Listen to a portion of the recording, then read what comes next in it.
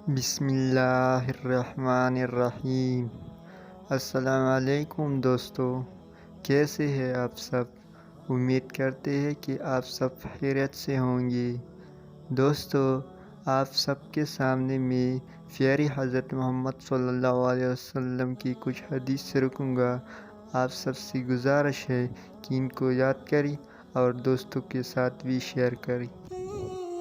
रसूलुल्लाह सल्लल्लाहु अलैहि वसल्लम ने फरमाया, जुमे के दिन गुस्ल करना हर बाले मुसलमान पर वाजिब है, और ये कि वह मिसाक करे, और अगर खुशबू मैसर दस्तियाब हो तो वह भी लगाए। हुजूर सल्लल्लाहु अलैहि वसल्लम से पूछा गया, किस वजह से इस दिन का नाम जुमा रखा गया। फरमाया, इसलिए कि इसमें तुम्हारे वालिद हज़रत आदम की मिट्टी जम गई।